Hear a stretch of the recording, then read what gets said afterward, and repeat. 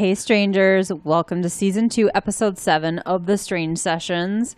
I am Krista, and with me is... Kurt. This is our second take. Our third take because full disclosure. Krista botched the. I did. I effed it up big time. She messed up sessions in 7, which is understandable. Yep, and then Kurt shut his microphone off with no notes. Yeah, accidentally shut my microphone off. So the second take was just Krista talking to nobody. For 5 minutes. Talking to nobody. Anyway, but hey, she caught it, which is a good thing. Thank God. We're still noobs at this. Yeah, totally. We're getting there. 5 minutes in instead of an hour and 5 minutes. Oh, could you imagine if we would have done the whole episode? Oh, I'd be so mad. So would I. Am I spiking right now? Yeah, you're totally spiky. It's good. It's all good.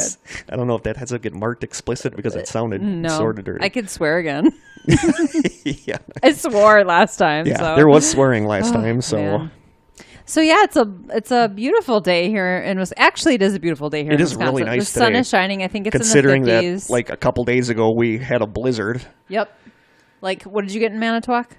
A little over 13 inches of snow, I believe.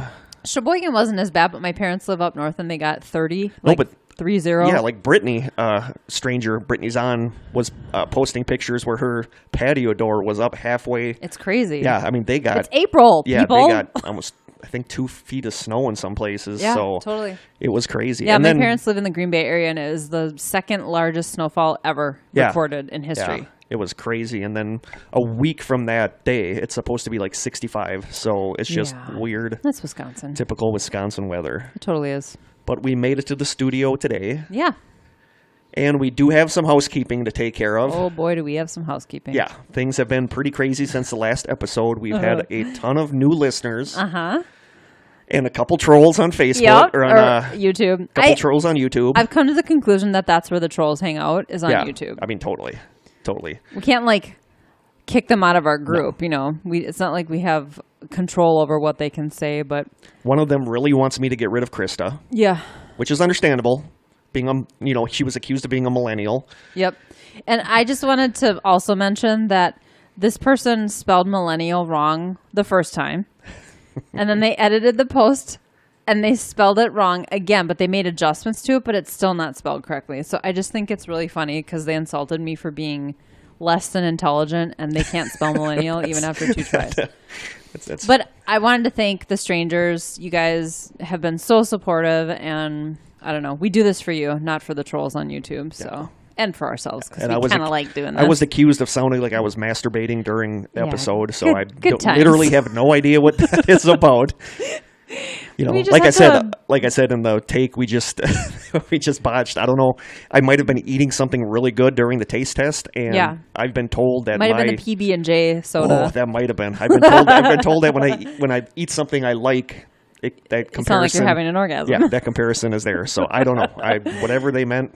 I wasn't. Krista's here with me. I'm not. Yeah. I'm not. We'd be doing this via Skype if that were happening. Yeah. No. I was not doing anything of the sort. Oh, good stuff. But no, we've had a ton of new listeners. So a lot of our friends, the strangers, have posted the link to the podcast in other groups. Yeah, so we're starting to get a lot of new listeners. Picking up some people from Reddit. Yeah. We got another Canadian fan, which is awesome. Yeah. And one of the people from Reddit, we said we weren't going to do this, but I went and read all the comments because I just have to know. But they were all, actually, everybody was really nice. The criticism they gave was constructive, and one of the guys who kind of actually wrote a long piece about, I think the sound wasn't right, and there were a couple of other things. We know the sound wasn't really good in the first couple episodes. I hope we've worked that out. But anyway, he's an avid listener. If my microphone's on, we should be doing okay. As long as the microphone's on, we're good. But anyway, that guy is an avid listener now. He gave us another shot, and he loves the taste test part. And we'll kind of call you all out in a little bit. We're going to welcome our new strangers. Yeah, I'll butcher everyone's name to the best of my abilities. With a lot of the comments that people left, we're going to kind of shift some stuff around on the podcast, we think. Yeah, we asked for your feedback, and we're listening. Yeah, so. And one of the biggest complaints, I mean, not a complaint, but one of the biggest things that people said is that there's a lot of pre-topic chit-chat. Blather. And then I just thought that was funny because I dislike podcasts that do that, where I have to sit and listen to the host for 25, 30 minutes. And that's what one of the people on Reddit said. They were 25 minutes in and we hadn't gotten to the topic yet. And I totally cringed when I read that because I was like, no way, we did that? Yeah, we do. So, okay. But it's hard to judge when we're sitting here talking how much time has passed. We're going to try to make it more structured. Yeah, what we're going to do is actually bring in a timer. And we want to say that in all of our episodes, we're going to do 15 minutes, taste test, housekeeping, news possibly. We're going to do 15 minutes worth of that. And once the 15 minutes is up, we're going right into the topic. So that anybody wants to skip over that, you'll know. Just hit the 15-minute mark. And just go to 15 minutes in and you can start. And then whatever's left, if we still have to talk about stuff, we'll do it at the end of the show. Yeah. The viewer question or the listener question, we're going to move to the end of the podcast. Yeah. So that should hopefully help with that kind of stuff. Cool. Yep. Do we want to talk about our strangers? Yes. Introduce our new strangers? Yes. Okay, I apologize in advance. But since our last episode, we have Amber Rose. Yeah, I know Amber. She does the trivia contest that I talk about. Yeah, she's awesome. Hi, Amber. So, Stéphane Duchesne. I apologize. So this is our listener from Reddit who gave some really good constructive criticism, then gave us another shot, and now is an avid listener. He loves the taste test. He lives in Hong Kong, which is, I believe, our farthest away listener. I think that's our furthest away stranger. But he's from Belgium. That's what his profile says. So I've always wanted to see Belgium. Welcome. I think Belgium looks I think it would be really cool. So then we've got Jeremy Ritter, Misty Lindar Peace, Anna Schroen, Jennifer Little, America Altore, just guessing here, sorry, from Houston, Texas. Delilah Shelley, very cool name, and she is our second Canadian listener. Woohoo! Canadians. And Cam Myers. So thank you guys for joining. We're so excited to have new strangers. Yeah, thank you guys for listening. And for all your feedback and for all your comments. Yeah, and we're getting really good ratings. Yeah, so that's thank you really so cool. much. At least someone likes us. Yeah. Oh, okay. I still don't get how I sound like I'm masturbating. I don't know. Don't think about it too hard. All right, I'm not going to dwell on it. I don't think I'm slow and retarded. It did bug me. I said it didn't bug me, but it totally bugged me. I just didn't get the millennial comment. I wonder what the person was listening to that set him off that made him think you were a millennial. Because I'm slow, apparently. How are millennials slow? I have no idea. Is that like a is just that like a general insult these days to call somebody a millennial? And one of our listeners is a millennial, and he was like, "Stop blaming everything on millennials." Yeah, I don't really get it either. And actually, I think the age span technically for a millennial is quite large. I can never figure out what I am.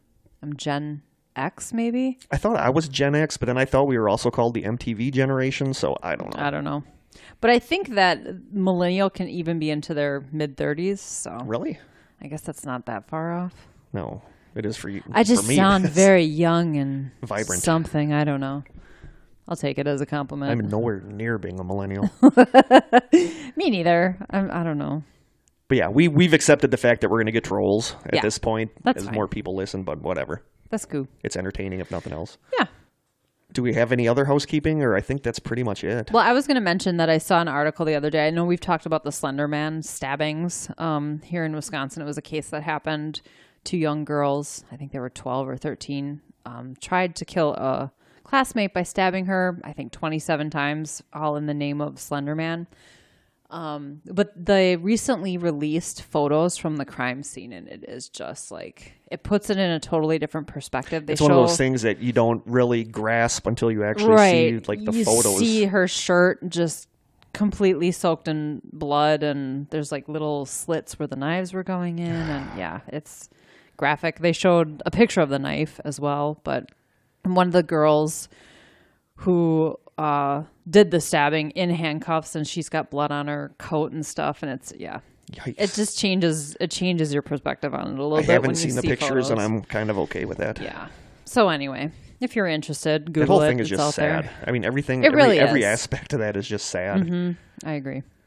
There's been some more news stories. We're going to follow those more next time. We're still going to keep the news, we think, at the beginning. I think the only thing we're really going to shift to the end is the viewer question. Yeah. Or listener. I keep calling viewers. The listener question. We're going to move to the end. Cool. I'm cool. And then anything else, once the 15-minute timer goes ding. If I'm mid-sentence, we're stopping. We're stopping. And we're moving on to we are stopping. topic. We should have some kind of crazy alarm, too, that goes off. We'll come up with something. We'll figure something out. Cool.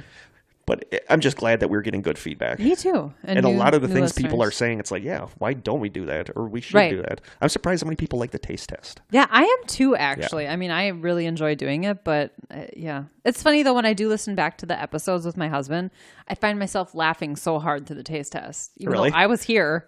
Yeah. I'm the one doing the taste test. For some reason, it's really funny to listen to, and he gets a good laugh out of it, too. Should we get to today's taste test? Let's do it. We're going to do the listener question at the end, so now we're going to do today's isn't really weird. The story about today's is that I actually bought it for myself and brought it to work. And I was sitting at lunch, and my friend with Briar and Sherry. Sherry's one of our strangers. And Briar saw me with that, and she's like, I love that. Have you ever had that before? And I said, no. And she said, it's really good. So I figured I would just save it for us to try on here. So then I hauled it back home. Briar, I'm holding you accountable. Not Sherry. Which one is a listener, though? Sherry? Sherry. Okay, that's why I got confused. Sherry, you tell Briar. she hold him accountable. So what we are trying today is Super Snack Time Pizza in a Bag Pepperoni Jerky. Wow. And that's what Briar saw that, and she said, dude, that tastes just like a pizza. Well, I love jerky. She said you jerky. can taste the crust. She said really? You can taste it. She said it tastes like a pizza. Oh, I'm excited about So this. I figured I would bring it in for us. There goes my diet. Want to get a picture? Yeah. Yeah, my diet's going to start this weekend, so I got to find some more stuff for us to taste test. I should keep an eye open, too. All right. The weirder, the better, of course. Of course. I adore pizza, so I'm thinking that I am going to like this no matter how it tastes. Okay, I got to... So the back of the bag says Super Snack Time. And the Super Snack Time, Briar showed me the YouTube thing, and what they do is they make like gigantic like snack foods out of other snack foods. They'll make like a giant corn dog, and they just make these huge things. So the back of the bag says, Super Snack Time is proud to present the most original twist on bagged meat ever. Bagged meat. That sounds appetizing. Yeah, that sounds... All of the cheesy and saucy zip of pepperoni pizza loaded into thick, delicious pieces of pepperoni jerky. It's unlike anything you've ever had before. Do us a favor, stop reading, and start eating. Yeah, Kurt. Okay, we are going to do that. Okay, I'm ready. It can't be bad. We literally eat jerky every time we come here for the podcast. That's one of our main staples for the podcast. I'm ready. He's opening the bag. It's shaped like a pizza. It is shaped like a piece of pizza. Well, a piece of pizza, yeah. A slice of... by the way, are you a pizza... You like your triangle pizzas or square?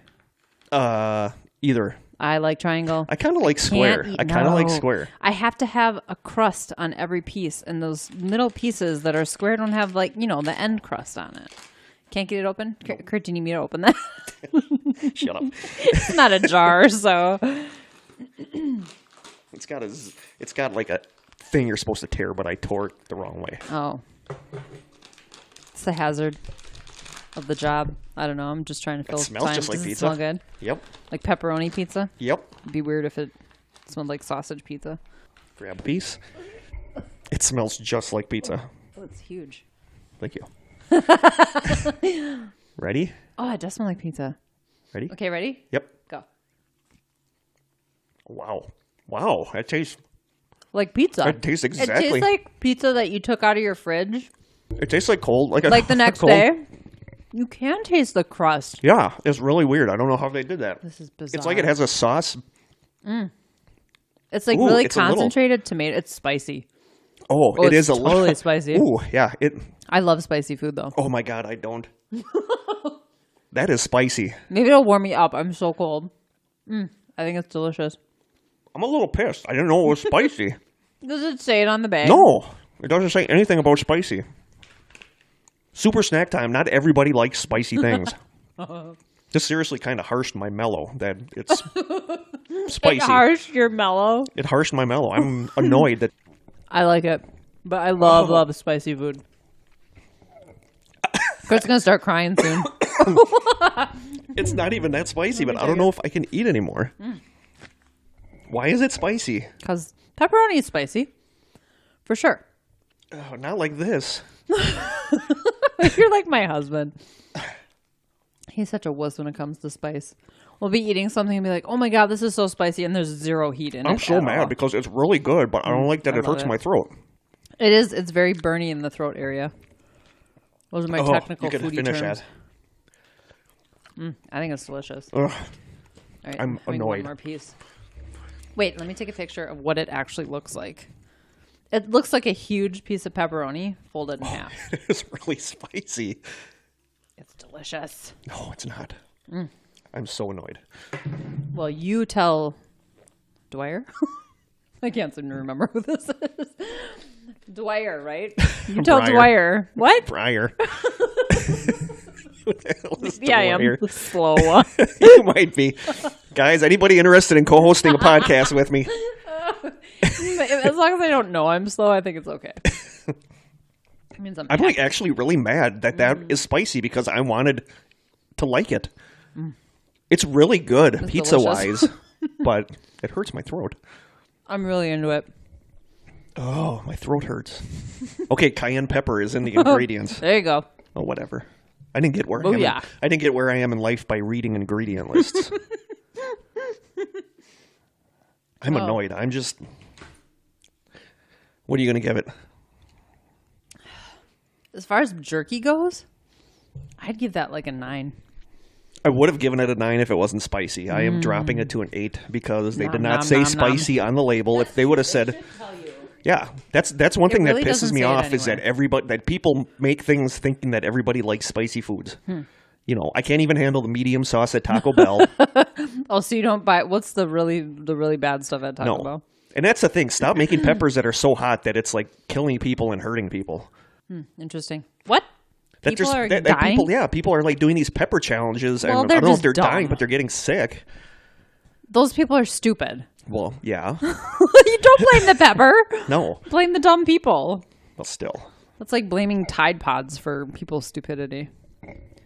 Any hoozles. I'm just angry now. Yeah, he's sulking. I'm hangry and I'm sulking. Should I take a picture of your sulky face right now? No. No. I wanted to like this and I didn't know it was going to be spicy. I love it.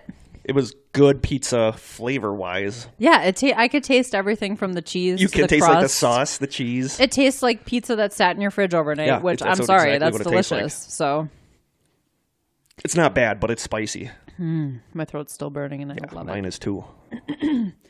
We make a product at work called Hot and Spicy. My anger is burning too. I hope we don't have to have any like spicy taste tests. Because I'm going to be... But the thing is, I love wasabi. I love wasabi. I love horseradish. It's a different kind of burny. That's not a throat burn. No. It's a tongue burn. It's like a sinus burn, yeah. Maybe that's how we go 25 minutes before the podcast. Like 20 of it is me bitching about something or other. Whining about how spicy is. All right, anything else? No, I think that's it. Yeah. Can you talk? Do you need some water? I think so. No, okay. I got my bliss drink here. Hey, what are we talking about today? We are talking about HAARP. Like a harpsichord? Like that thing? Sort of like that, okay. I guess. HAARP. HAARP. Not AARP, which is stuff I'm starting to get in the mail now. Because you're not a millennial. Yeah, no, I'm getting stuff for AARP and like erection medicine. Oh, yeah. That's delightful. I'm not there yet. No, I'm getting there. So today's main story is about HAARP. So what does that stand for? It stands for, let me start with what I've written. In a quiet southeastern... Okay, let me start over. Who's the slow one today? Yeah, maybe we should just both give it up. I'm not even going to edit that out. Oh, why would you? In a quiet southeastern section of Alaska, there's a facility that has been the target of many conspiracy theories over the past few decades. This facility is the High Frequency Active Auroral Research Program, otherwise known as HAARP. HAARP was created in 1993 as a $290 million ionospheric research program jointly funded by the U.S. Air Force, the U.S. Navy, the University of Alaska Fairbanks, and the Defense Advanced Research Projects Agency, or DARPA. After looking for a location that met all of their criteria, the 40-acre facility was finally built in Gakona, Alaska. That's where it is. Okay. In the southern-eastern part of it? Southeastern part of it. The balmy area of Alaska. The HAARP transmitters can send concentrated radio wave beams that can superheat the atmospheric layer. On your radio, a strong nearby radio station is probably 50,000 to 100,000 watts. The HAARP antenna array can produce 3.6 million watts. Wow. And I've heard reports of billions of watts. Wow. Put simply, the HAARP array is a reversal of a radio telescope transmitting instead of receiving. So where a radio telescope is looking for signs from outer space, this one is beaming really concentrated radio waves. Okay. Okay. I have questions, but I'm sure you're going to get into it. I probably will. Okay. According to the HAARP frequently asked questions section of their website. Ooh, they have a FAQ. I love it. They have a FAQ. Okay. Yeah, I'm just going to call it HAARP, not HAARP. Thank you. HAARP radio waves. That's going to add like 20 minutes. I know. My throat is still burning. HAARP radio waves heat the electrons and create small perturbations, which means agitations or disturbances. Thank you. That are similar to the kinds of interactions that happen in nature. Natural phenomena are random and are often difficult to observe. With HAARP, scientists can control when and where the perturbations occur so they can measure their effects. It sounds and the first thing dirty. that I thought was weird is using the word perturbations, which means disturbances. Mm-hmm. You know, because if you're saying you're making disturbances right away, that's kind of a, do you really want to do that? Right. So I just thought that was kind of weird. The ionosphere is the layer of the Earth's atmosphere that contains a high concentration of ions and free electrons and is able to reflect radio waves. It extends from about 50 to 600 miles above the Earth's surface. Some of the examples of things that HAARP was created for was to study how the natural ionosphere affects radio signals and GPS signals, to study the magnetosphere and Van Allen radiation belt, to generate VLF and ELF, which stands for very low frequencies and extremely low frequencies, which can be used for communications with submarines and for possible use in remotely searching for mineral content, and several other scientific experiments, including the creation of man-made northern lights, bouncing their signal off of both the moon and passing meteors to study radio wave propagation, and using the radio waves to detect the mineral makeup of the moon. So far, this all sounds very legitimate. Yeah, it does. Okay. Until 2015, HAARP was mostly owned and managed by the Air Force and Navy. Due to decreased funding, in 2014, the site temporarily shut down. On August 11, 2015, responsibility for the facilities and equipment was formally transferred from the U.S. military to the University of Alaska Fairbanks, and the facilities were made available for researchers on a pay-per-use basis. The 2018 spring research campaign to study the ionosphere took place April 16th through the 14th, so just like a couple weeks, 2 weeks ago. Okay. Yep. So you can rent this place out now, Yes. it sounds like. Okay. Right from the start, there were conspiracy theories about what exactly HAARP was. People were confused as to why a scientific facility would basically be funded by and run by DARPA, the Air Force, and the Navy. The original HAARP website said in its description of the project, quote, "This program's purpose is to provide a research facility to conduct pioneering experiments in ionospheric phenomena. The data obtained from the proposed research would be used to analyze basic ionospheric properties and to assess the potential for developing ionospheric enhancement technology for communications and surveillance purposes." So communicating and surveilling here on Earth. Yes. Okay. The military also believed that HAARP could replace the huge, extremely low frequency, or ELF, submarine communication system that is operating in Michigan and Wisconsin with a new and more compact technology. Yeah, I never knew that. We had a ELF submarine signaling Where station. is it? I'm not even sure. Lake Michigan? I mean, think it's so. the only body of water that would be big enough, right?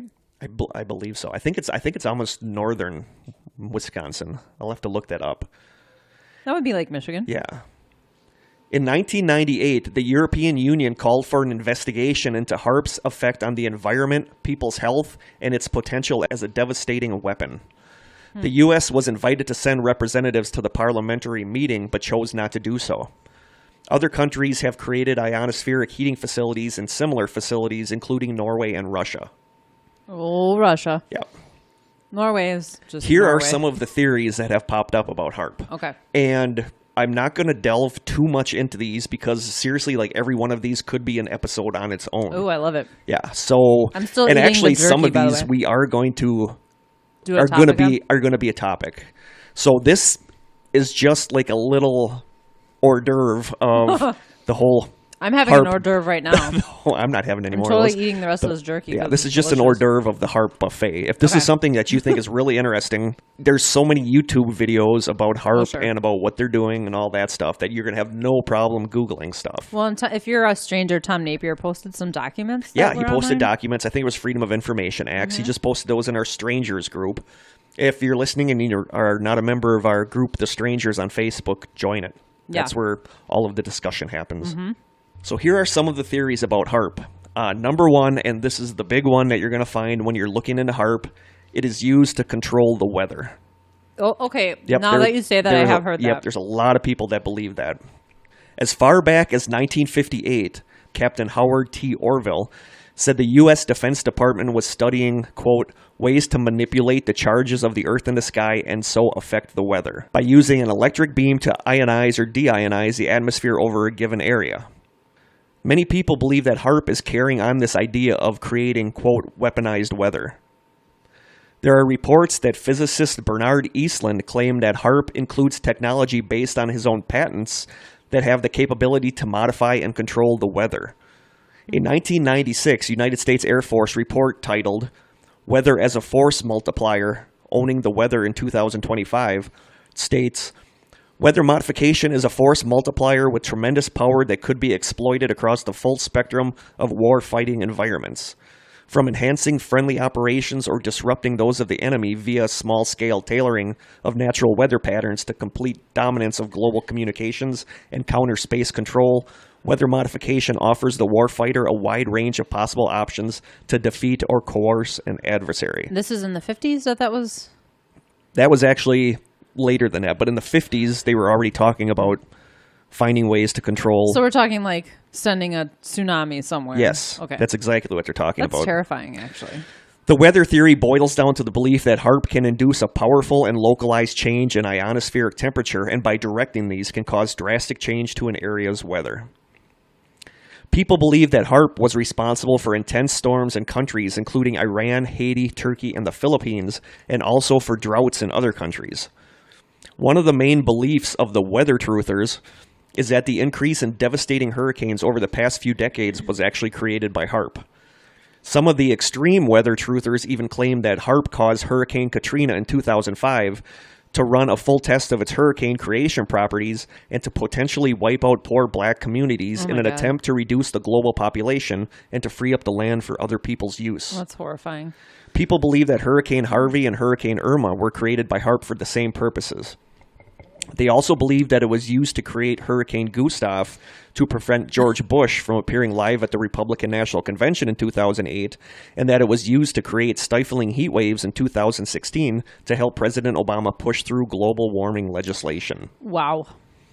Even as recent as last month, videos have surfaced of huge, strange, square clouds that people believe are proof that HAARP is manipulating the weather. There are a lot of people who post photos and charts online claiming that there is often a huge power fluctuation at HAARP right before a devastating disaster happens somewhere. Well, so how are they getting that information? I don't know, but I've looked at a lot of the charts. Power fluctuation? Yeah, that, like, where would you they're get measuring that. I'm not sure how they do it, but they're somehow measuring the power coming off of HAARP. Okay. And they notice that when there's a huge surge in the HAARP power, like shortly after that, there's a disaster somewhere. And that this is the big one about HAARP, is that it is used to control the weather. Like when a hurricane is supposed to hit somewhere and it doesn't, people believe that that is them testing the steering, hurricane steering. That they're actually steering and directing where the hurricane goes. And that all these experiments they're doing are constantly perfecting their ability to control the weather. I feel like, why are they using it on their own people then? Well, that's the thing, is that some people think that they're maybe not capable of controlling weather farther away, but then other people say that they did stuff in Haiti. Right. So... Because Haiti had that devastating... Yeah. And that is right? Yeah. section number 2. Theory number 2 says that HAARP is being used to create earthquakes. Some people believe that with its use of VLF and ELF, which is very low frequencies and extremely low frequencies, HAARP can direct these frequencies straight into the Earth's mantle below a specific location, causing the ground in the area to resonate with the frequency and create an earthquake. In 2010, Venezuelan President Hugo Chavez accused HAARP of being the cause of the devastating earthquake in Haiti and said that the United States needed to stop playing God. Oh my God. Yep. Oh, wow. Yeah. It's also being blamed for the 2011 Fukushima nuclear plant disaster. Data was released that shows some strange atmospheric anomalies over Japan just days before the massive earthquake struck. There was a detectable rapid heating of the ionosphere directly above the epicenter of the earthquake, which created the tsunami, which then resulted in the Fukushima plant meltdown disaster. Scientists believe, however, that the atmospheric anomalies were an effect of the upcoming earthquake rather than the cause. So a lot of people think that this thing is being used to create earthquakes. You know, as a short aside, living in Wisconsin sucks because of the snow that we just got. But we don't get earthquakes. Or tsunamis or hurricanes. Or tornadoes. We get tornadoes. We get tornadoes, but not like in other areas in the Midwest. But we just don't really have to worry about, hurricanes and things like that. I love it. In just January 23rd of this year, there was a 7.9 magnitude earthquake in Alaska, and a lot of people believe that that was caused by HAARP. A lot of people say that, well, it happened because it was close to where HAARP is, but the epicenter of the earthquake was actually 600 miles away from HAARP. But still, a lot of people say that was really responsible. rare for earthquakes in Alaska? I'm not sure. But if this is true, it's not a big stretch to believe that all they need to do is find a fault line and agitate it enough with the frequency where it resonates and it causes an earthquake. I mean, I can sort of buy into it. Yeah, so that's theory number 2, is that it's being used to create earthquakes. Okay. Theory number 3, it's being used for mind control. Oh. A lot of this hinges on U.S. patent US 5159703A, which is titled Silent Subliminal Presentation System.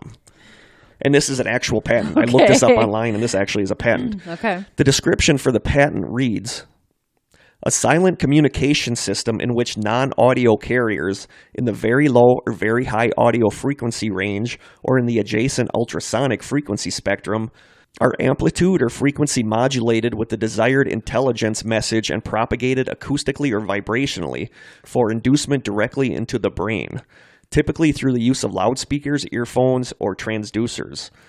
The modulated carriers may be transmitted directly in real time or may be recorded and stored on mechanical, magnet, or optical media for delayed or repeated constant transmission to the listener. Rumors say that it was used during Operation Desert Storm against Iraqi troops to induce in them feelings of hopelessness and despair that resulted in mass surrenders. People think that this technique has been perfected and improved, and that HAARP is using its low-frequency waves to transmit these messages to regions, small groups, and even individual people. Subliminal, though, is different from mind control. Right. Subliminal is more inserting a flash of something in a inserting commercial. a flash of something and swaying your opinion, suggestion, and not actual do this mind implanting, control. But a lot of this is tied in with the extremely low frequency stuff, which Tom Napier talked about on the Strangers page, and it's really fascinating stuff. But I don't want to get too. That's a rabbit hole you can totally go down. Yeah, and I want to save. I want to save a lot of that for. We're going to do an episode on mind control, and I want to save a lot of that for that episode. Okay, but Dr. Andrea Pularic is believed to have studied the effect of extremely low frequencies on humans, finding out that a 7.83 hertz frequency made a person feel good, producing a pleasant altered state. This frequency, 7.83 hertz, is also known as the Schumann resonance, and people often refer to it as, quote, Earth's heartbeat, since this frequency surrounds us in the space between Earth and the ionosphere. Dr. Puharich also discovered that a 10.80 hertz frequency causes riotous behavior, and a 6.6 hertz frequency causes severe depression. Rumors say that Russians experimented with extremely low frequencies and began zapping the U.S. Embassy in Moscow in 1976, focusing on a frequency which is believed to put people into a semi-hypnotic state. Russians and North Koreans are rumored to use this in portable mind control machines to extract confessions, And it's been said that a machine producing these frequencies was even found hidden in an American church in order to help put the congregation into a more blissful, suggestive state. I mean, it sounds pleasant. Yeah. How do I get me one of those? Yeah. I mean, there's people that do. There's generators that people Well, you can download frequencies that you can actually listen to this 7.83 hertz tone. But a lot of people say, and there's a lot of proof that we are affected by frequencies, think of electromagnetic. Yeah, by electromagnetic frequencies, by radio frequencies, and these extremely low frequencies.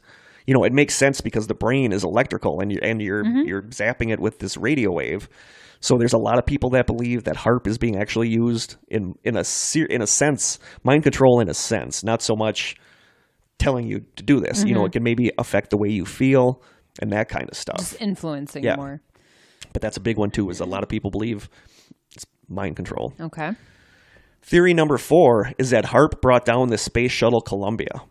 A lot of HAARP conspiracy theorists link HAARP to the loss of the Space Shuttle Columbia in February 2003. It's believed that it was the first real directed target practice of the system, and that since the system was relatively new, it had to be tested on something closer than a foreign country.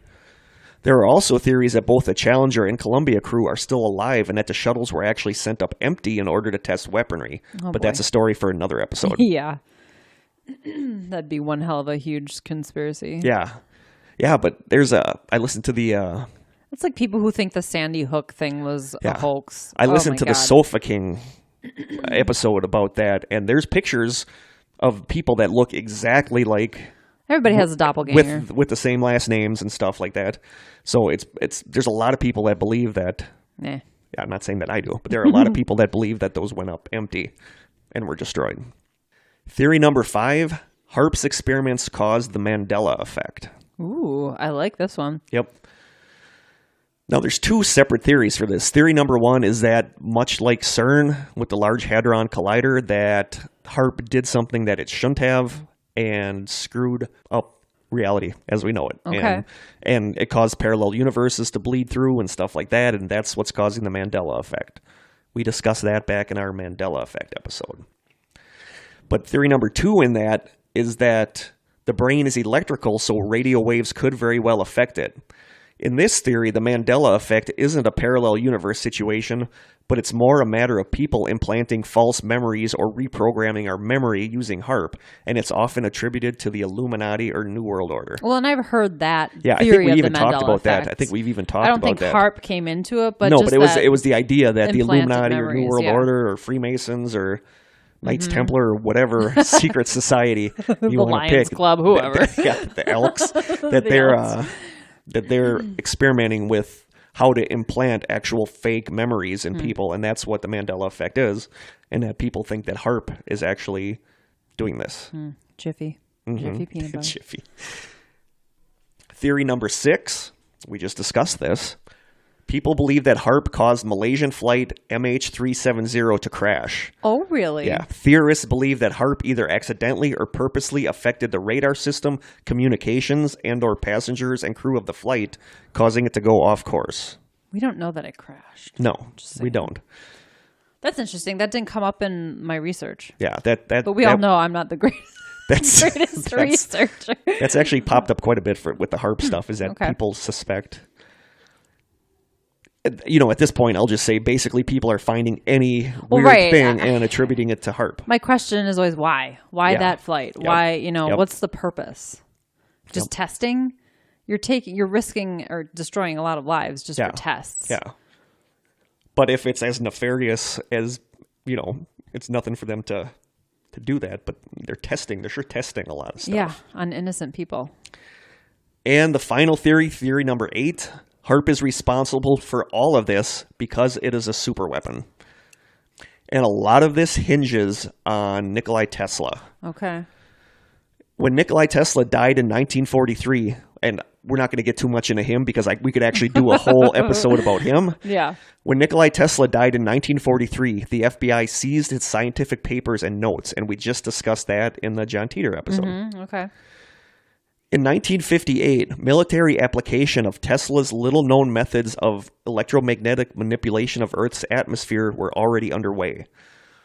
The White House advisor on weather modification to President Eisenhower reported that the Department of Defense was studying ways to manipulate electrical charges of the earth and sky in order to manipulate the weather for purposes of national defense, which I said at the beginning of the episode. Mm-hmm. I think it's really bizarre that people would even think about this stuff. Yeah. How can we manipulate the weather to use it as a weapon? Like, yeah, but if you think about it, that's a good idea. Mm-hmm. In 1935, at his annual birthday party / press meeting, a 79-year-old Nikolai Tesla related a story where he claimed that a version of his 7-inch long... I knew you were going to laugh. 79-year-old Nikolai Tesla related a story where he claimed that a version of his 7-inch long, 2-pound mechanical oscillator sounds dirty. was able to cause extreme vibrations in structures and even started a minor earthquake in downtown New York City. So he knows how to work What's that New York City a euphemism for? Downtown New York City. Oh, boy. So the first one ties in with the weather stuff, and the second one ties in with earthquake stuff. Mm-hmm. Mythbusters actually did an episode where they tested out his earthquake machine. Like they recreated it, or they recreated it, and what it is basically is like a little device that I believe it like pounded the ground. Okay, and then when the vibration came back, it detected that frequency and it modulated its frequency so that it resonated with that to create an even bigger pound the second time. Okay, and they were trying to like shake a bridge or destroy a bridge, and they didn't destroy the bridge, but they were able to detect these like little mini tremors for quite a distance away. Wow. Tesla claimed that given enough time, he would be able to crack the earth in half, which isn't a pleasant thought. No. So the thing is, though, they're not triggering an earthquake. They're just making earthquake-like tremors. Yes. There's a difference between Yes, that. there is. Yes, there is. That's something you can control. Yeah. An earthquake you can't control. But with the same thing, if you had a fault line and you were able to smack it with a... Like something, and then you could use the extremely low frequencies to, it's like a tuning fork or the commercial with the opera singer that vibrates the glass so much that if you're able to get that frequency to resonate, you're able to shake it so much that it does cause an earthquake. Mm-hmm. So there actually is a scientific basis behind this. But he had his 7-inch. I feel like they haven't proven it yet, though, that it actually works. Nikolai Tesla claimed to have invented a, quote, death beam, which he called Teleforce. Is he like Dr. Evil? He's a really, really interesting guy. They have that show right now where they're trying to recreate his death ray. I think it's on the History Channel. Okay. He called this death beam Teleforce in the 1930s and continued the claim up until his death. He said, quote, "My apparatus projects particles which may be relatively..." I knew it. Why does everything sound I don't know. dirty? He said, "My apparatus projects particles which may be relatively large or of microscopic dimensions, enabling us to convey to a small area at a great distance trillions of times more energy than is possible with rays of any kind. Many thousands of horsepower can thus be transmitted by a stream thinner than a hair, so that absolutely nothing can resist it." Tesla proposed that a nation could, quote, "destroy anything approaching within 200 miles and provide a wall of power in order to make any country, large or small, impregnable against armies, airplanes, and any other mean of attack." There are people who think that that's one of the functions of HAARP, is to create either a death beam to knock out satellites, airplanes, or even UFOs, or to create a sort of barrier to prevent incoming missiles, giant meteors, or alien attacks. I hope they've got it facing North Korea. I hope so too. A 1995 book called Angels Don't Play This HAARP by Gene Manning and Dr. Nick Begich claimed that HAARP is a super weapon that is capable of doing all these things. And I thought this next part was super interesting. While looking through possible patents being used at HAARP, Begich found several patents for things similar to what he believed to be happening at HAARP, even though HAARP itself was never named. Some of the descriptions for these patents include, with this device, it is possible not only to interfere with third-party communications, but to take advantage of one or more such beams to carry out a communications network, even though the rest of the world's communications are disrupted or out. To put it another way, what is used to disrupt another's communications can be employed by one knowledgeable of this invention as an actual communication network at the same time. So we would be able to knock out like Russia's communications, but we're using with the same thing that we use to knock out their communications. We would use that to be able to communicate with ourselves. Okay. Another patent said, quote, weather modification is possible by, for example, altering upper atmosphere wind patterns by constructing one or more plumes of atmospheric particles which will act as a lens or focusing device. Another one, and I thought this one was really interesting, and I actually looked this one up a lot. This one says, with this device, large regions of the atmosphere could be temporarily lifted to an unexpectedly high altitude so that missiles encounter unexpected and unplanned drag forces with resultant destruction. But only small areas. They could do this with How? an area of the atmosphere. They could actually push the ionosphere or whatever up. And because it would be higher than the missiles are planning, that it would screw up the missiles, and it would actually cause the missiles to explode before they're supposed to. It would actually slow the missiles down, which is really interesting. And it's hard to wrap your head around. It is hard to wrap your head around, but basically they're using some kind of beam or system to artificially push the atmosphere up higher than it's supposed to be. This stuff makes me think of things like EMPs, Yeah, exactly. There was a lot of stuff about EMPs, a lot of talk about EMPs. He also found other patents for things such as creating nuclear-sized explosions without radiation, power beaming systems, over-the-horizon radar system detections for missiles carrying nuclear warheads, creating EMP, previously only producible by a thermonuclear detonation, and most alarmingly, a system for manipulating and disturbing human mental processes through pulsed radio frequency radiation over large geographic areas. Other things attributed to HAARP include Gulf War syndrome, chronic fatigue syndrome, mass animal die-offs, and the 1996 crash of TWA Flight 800. Wow. 2 Georgia men were arrested on drug charges in November 2016 and were also charged for reportedly plotting an attack on the facility.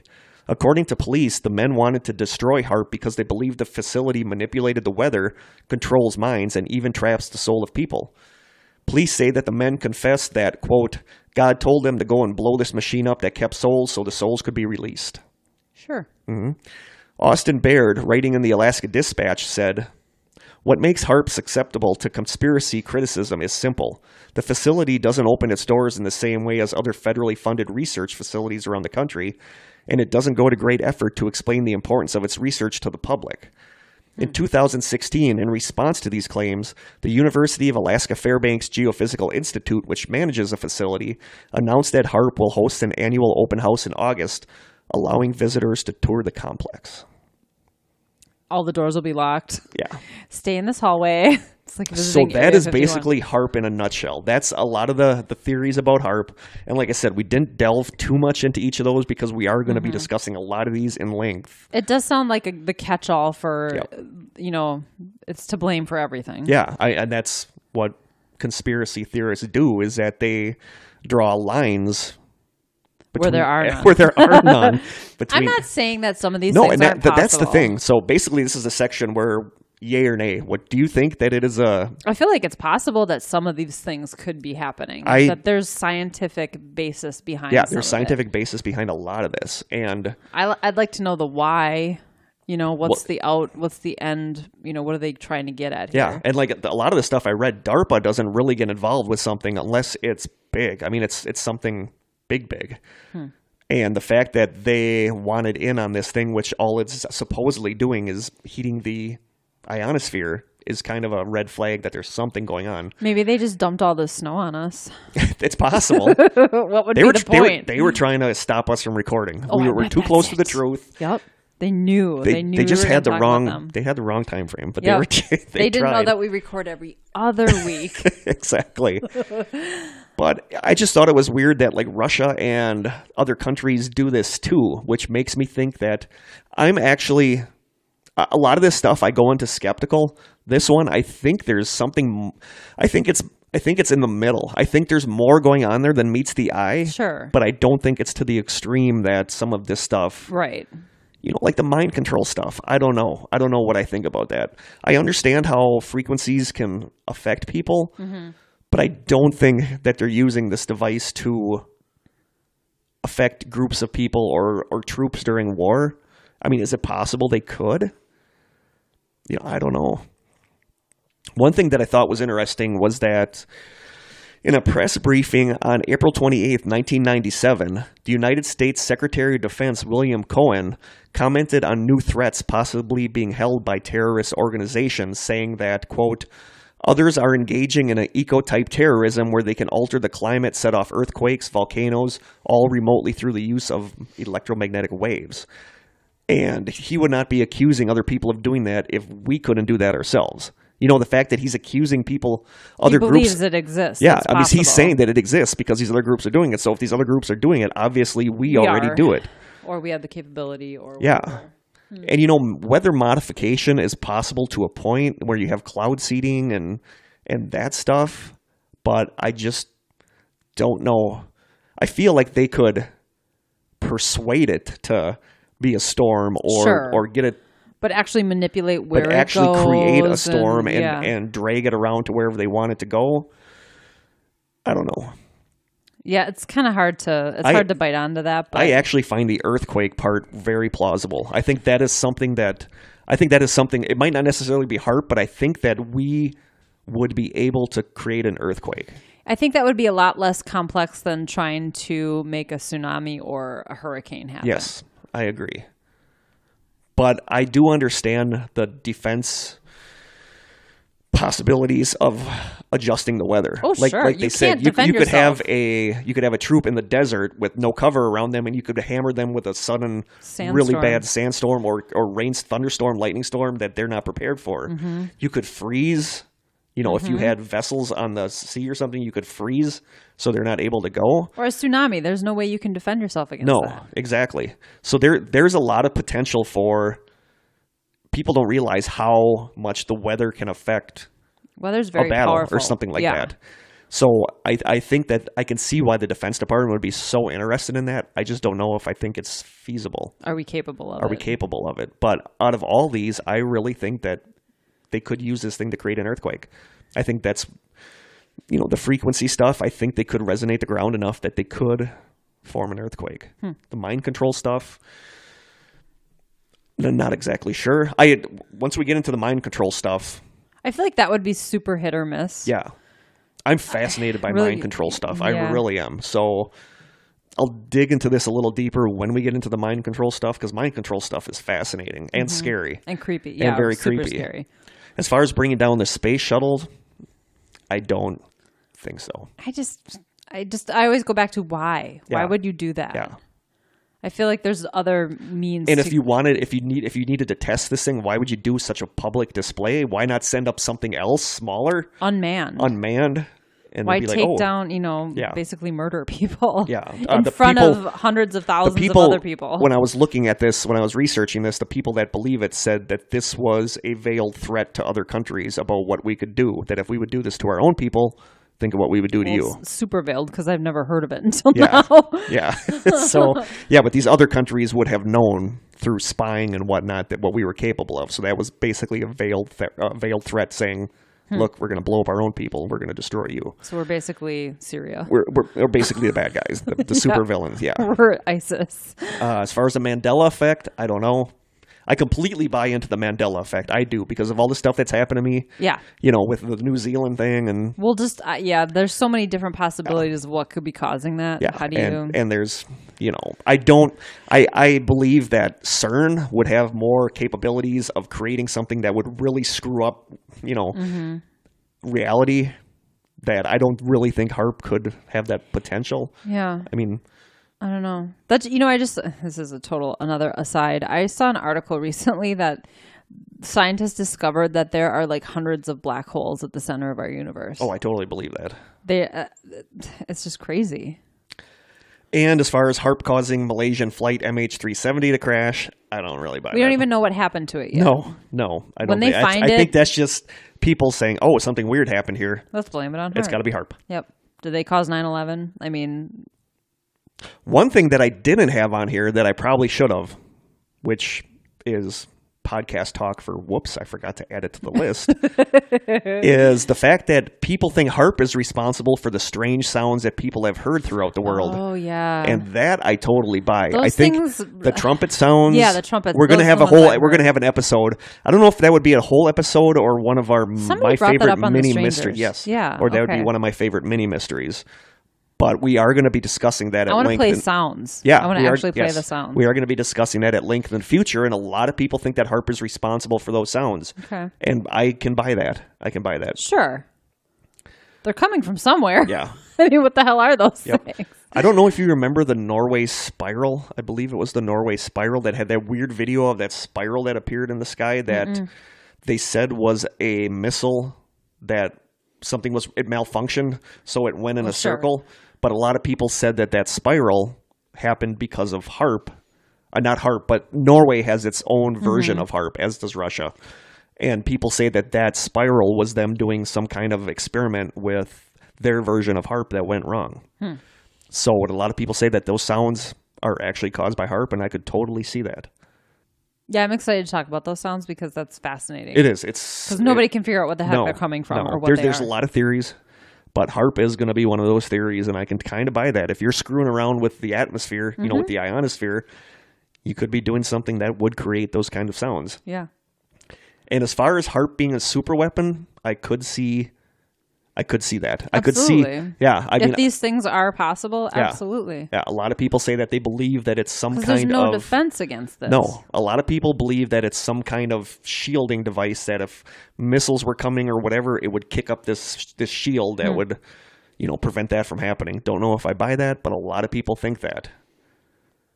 I thought the thing was really interesting about using it to push the atmosphere actually higher to slow down incoming missiles. Like just chunks of the atmosphere, like a balloon where you're pushing through a rubber balloon, and that entire area is rising. And that's what they're doing is they're able to direct that. Like if a missile's coming, they're able to direct a beam to where that part of the sky is that it pushes the atmosphere up to slow down that missile. It's like a video game. It sounds like a video game, like Missile Command. But yeah, so that's HAARP. All right. Definitely more sinister than a musical instrument. It's definitely more sinister. And an old person magazine. I'm not on the fence with this one. I am leaning more towards there is something going on there.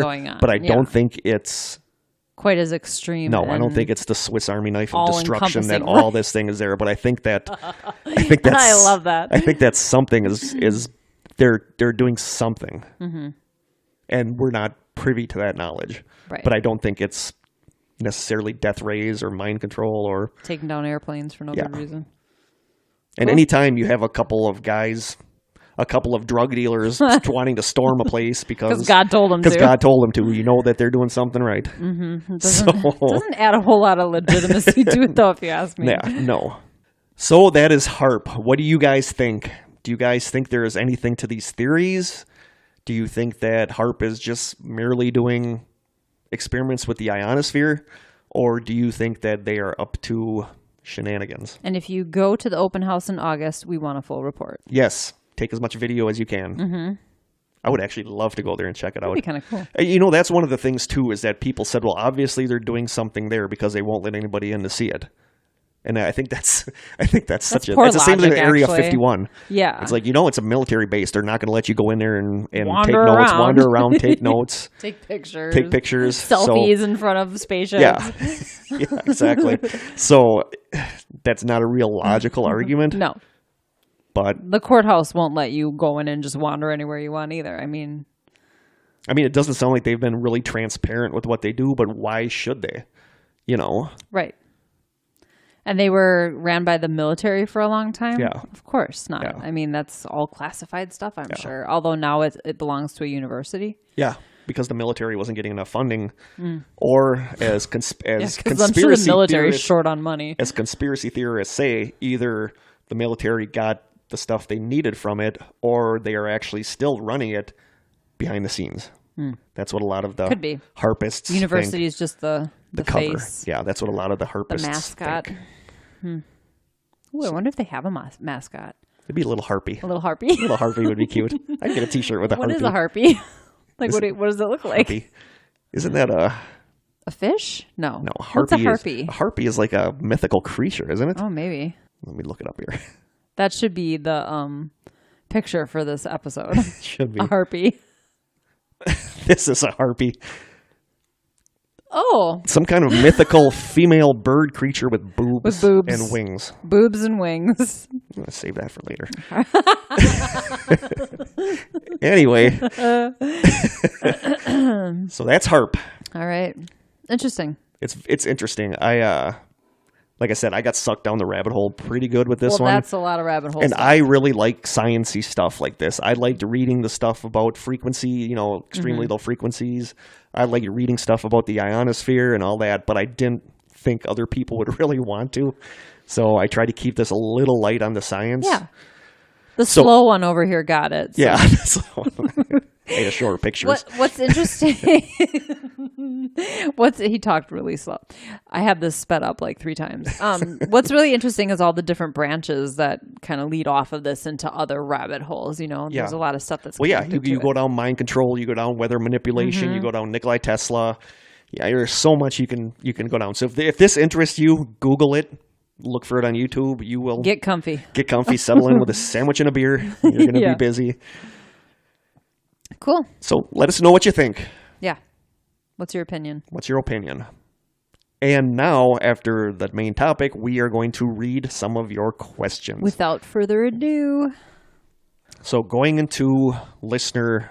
Oh, I was also going to get back to you on the Ted Cruz / Zodiac theory. Somebody posted on YouTube that if Ted Cruz were the Zodiac killer, he'd have to be a time traveler. Exactly. He was also born... an alien or something like that. Because Ted Cruz was born in 1970, which was after... Well, So, sadly, Ted Cruz is not the Zodiac killer. Unless he is a Highlander, a vampire, Doctor Who, time traveler, or perhaps John Titor himself. Ooh, John Titor. Could be John Titor. Ooh, I like so it. Sadly, no. He's probably still a serial killer, but he's not the Zodiac. He's not the Zodiac. He goes by a different name. Yeah. He's the cruise killer. He's the cruiser. The cruiser. Okay, now this week's question or questions. The question is, ready? I'm ready. It's Oscar night. Who are you wearing? Oh, my God. I can't answer that. I can actually answer that because... I'd buy something at a thrift store and call it a day. I don't know anything about labels. I'm guessing that they're saying, what are you wearing on Oscar night? So if it is... And PJs. Oscars were just recently, so on Oscar night, and it's on at what, like 7, 8 o'clock? So yeah. PJs. Yeah, for Oscar night, I am wearing a slate gray... retro-styled Dr. Pepper t-shirt. Ooh, yeah. And I am pairing that with black and gray checkered flannel pajama pants. Nice. And depending on how cold it was, I may have been wearing a black and white checkered flannel bathrobe. Ooh. That is what I was...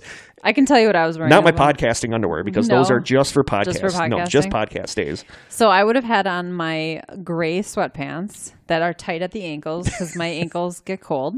And I would have had on some kind of t-shirt. I don't know. But I have a lounging sweater, as I call it. It's a sweater that my husband Are you Hugh Hefner? You sound like Hugh Hefner, lounging sweater. It's a sweater my husband bought like years ago. So it's huge on me and he never wears it. So it's like, yeah, it's my lounging sweater. And probably some socks because my feet are always cold. Very nice. So that is who we were wearing. My slate gray retro style Dr. Pepper t-shirt was bought at Walmart for $7.50. I think I got my sweatpants at Kmart. It's actually really comfortable. I was probably wearing a dog named Lucy, too. She was probably laying on top of me. Narnie was probably laying, my cat Narnie was probably laying right on my side. I don't watch the Oscars. No, I don't either. I don't like award shows. I just don't. People always say dumb stuff, and everybody's like, oh, that's funny. Did we talk about this once on a podcast before? Because I swear to God we have. Even I'm a huge music person, and I don't like watching music shows either. No, I just don't do award shows. It's uncomfortable to watch. I was probably watching The Walking Dead because The Walking Dead was probably on. Yeah. I know that I remember people on Instagram were having Oscar parties. That's, No. I just can't. I love movies and stuff. I love movies. I love music, movies. But I don't like award shows based on movies or music or TV shows.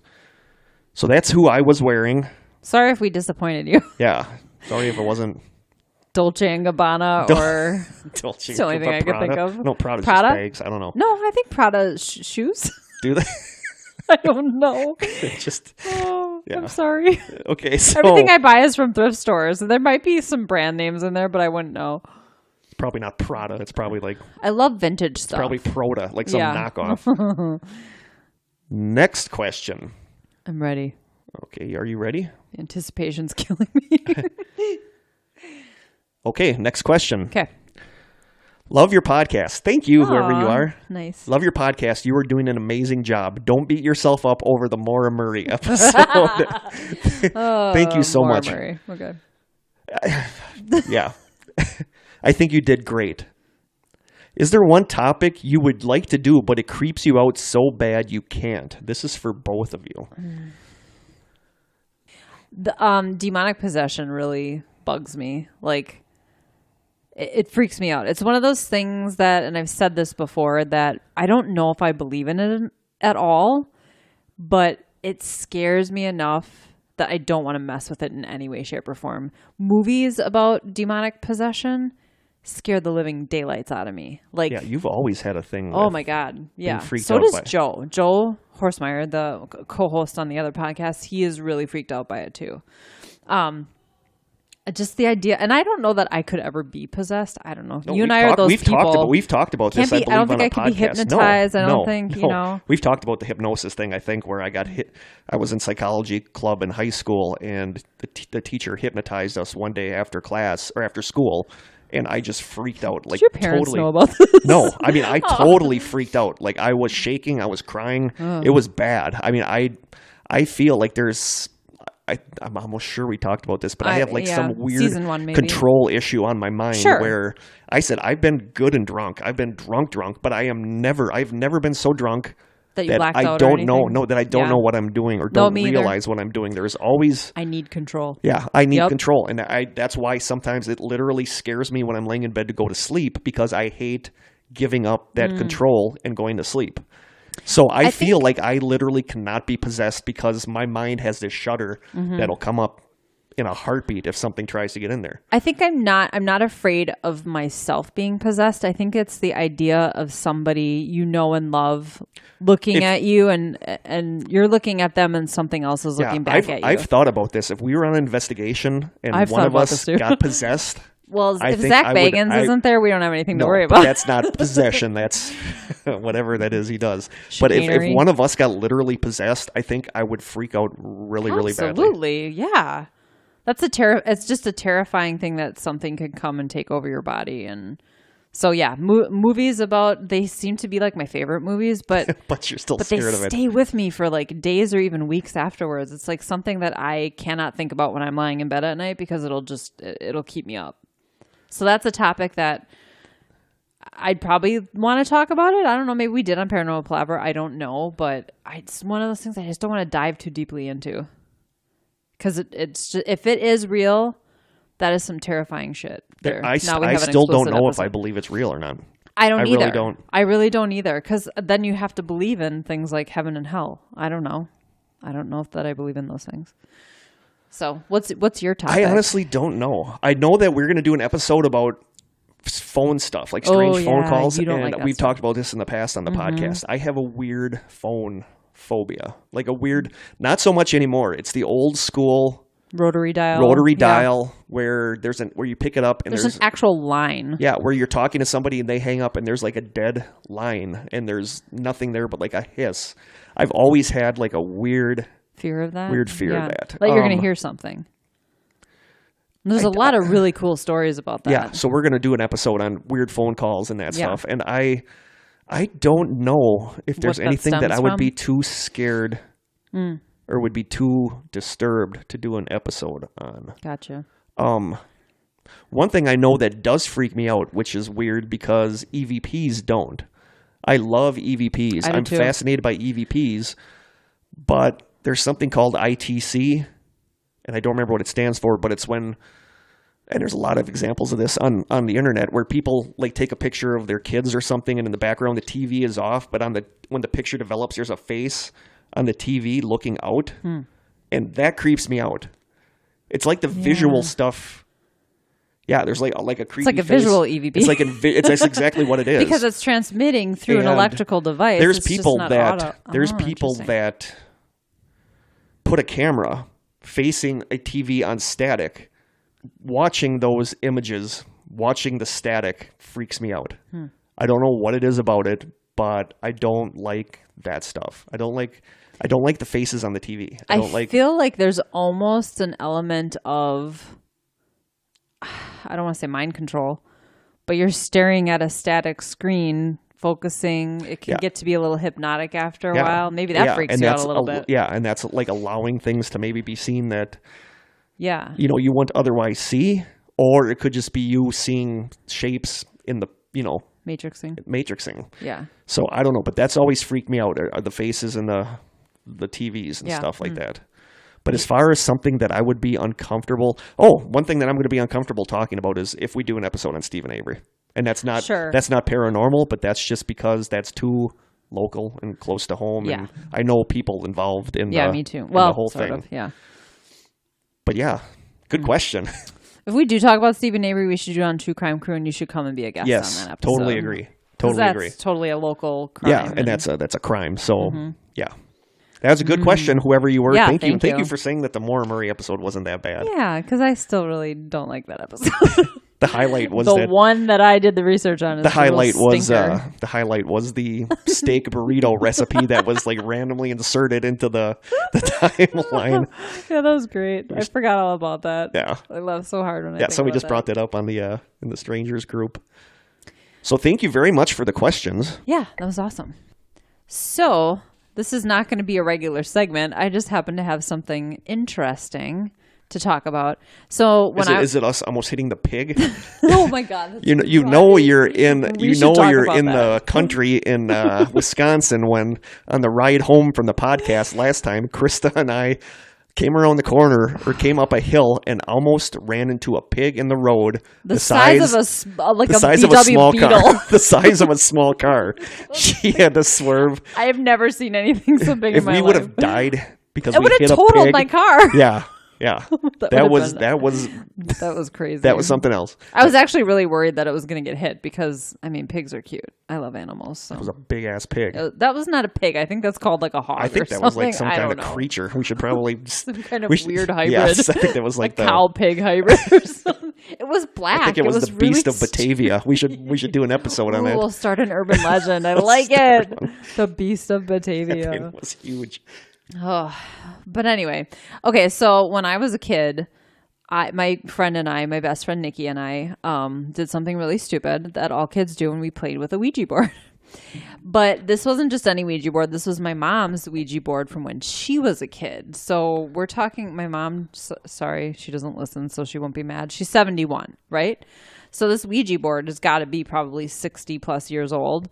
So she just stumbled across it the other day and she said something. She texted me and was like, "Oh, I found this old Ouija board. I wonder how much it would be worth." And my first response was, "Well, I sure as hell don't want it." She's like, "Oh, I was just going to ask you if you wanted it." So I said that I would put it out there to our listeners. Now, granted, it has a little bit of water damage on one side and she doesn't know if she has the box. But I'll post... it's not blood damage or something weird like that? Yeah. It's the soul of whoever. No, I don't know. We'll give that away at our next contest. You can have this. We could actually. You can have this possessed, creepy ass old Ouija board. I just feel bad because my mom was going to sell it. So I feel like we should either buy it from her and give it away or somebody from our group if they're interested in buying it. Would anybody even want it? I don't know. It's a Ouija board. It's really old. It's call Zach Bagans. Parker Brothers or whatever. It's not possessed or anything. But if anybody's looking for a vintage Ouija board, it doesn't have the box, like I said, but it does have the planchette. And the board is in one piece. It's a little, weathered around the edges, and it does have some water damage. But hey, if you're interested, or if you think we should do some kind of contest, if you don't want to pay for it, maybe we can do something like that. But just throwing it out there, I will post a picture of it on the Strangers page on Facebook. So that's that. Krista's for sale corner. that sounds like someone on Craigslist. Yeah. Never mind. Take that back. Yeah, maybe this will be the segment where we talk about merchandise in the future. Yeah. Yeah. Hey, there's a question. If you guys wanted to own a piece of the Strange Sessions merchandise, what would it be? Would it be a coffee mug, a baseball hat, a t-shirt?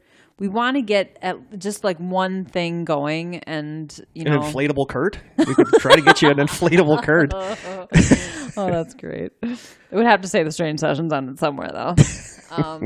So yeah, maybe we'll put a little poll on our Facebook page just to see what people would actually spend, $5 or $10 on or something like Plus, that. Plus, we'd like to give them away as gifts. That would be awesome when we have contests in the future to be able to give away some merchandise. So we're gradually getting bigger each week with more people listening. So yeah, we get a group of strangers every week, and that group gets bigger. And once again, we just really want to thank you guys for listening. We know there's literally thousands and thousands of podcasts, and the fact that you guys take your time and listen to us means the world to us. So seriously, thank you.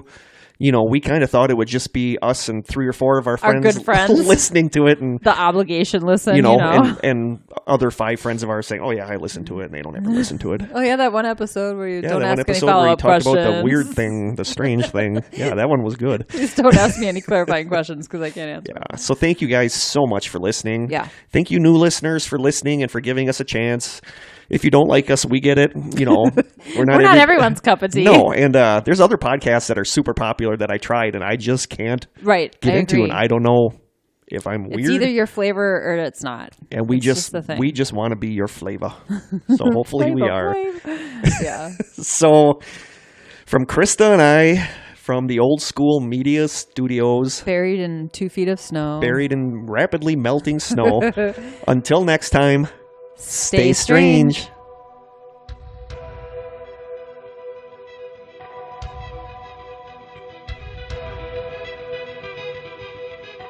This has been an Old School Media production, executive produced by Kirk Konechny. For more information and content, please visit strangesessions.com.